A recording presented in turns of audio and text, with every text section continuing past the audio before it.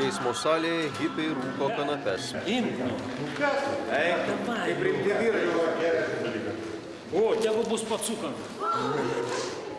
Tokį vaizdą pamatysi nedažnai, juo labiau, kad tai persirengia teisėjai. Konstitucijos dienos proga jie nusprendė artimiau supažindinti moksleivius su teismų darbu. Geras, kur augini? O, bičias, pas mane šiltnami ir sandėliukė dar yra augas. Policiškės marš namo! Kokie pikta buvo? Policijos į teismo salę niekas nekvies. Suvaidinta situacija nagrinėja 4 moksleivių komandos.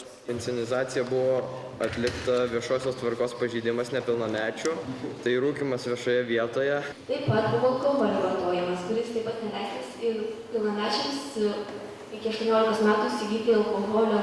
Alkoholis neparduodamas ir vartoti viešoje vietoje taip pat nėra leistina. Konstitucinio, aukščiausių ir kitų teismų teisėjai įkūnijo ir visiems gerai pažįstamus pasakų personažus. Susipažinkim. Vilks. Kur eini rodant kepuraitę?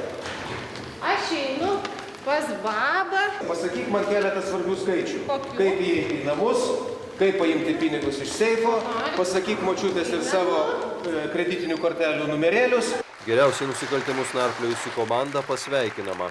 Nors ir aišku pagyvenę žmonės matosi yra, bet kaip vaidinimas yra geras ir su to pačiu humoru, vien tik dėl to, kad žmonės jau turi patirties realiam gyvenime. Reikia to bendravimo vis dėlto tarp teismų ir visuomenės. Viena iš tų formų yra, mes turbūt turim per jaunimą, kurio kartais tas teisinis auklėjimas yra pamirštas. Liaudies išmintis niekada nesensta, o pasakose išmintis pati giliausia. Ir mūsų visai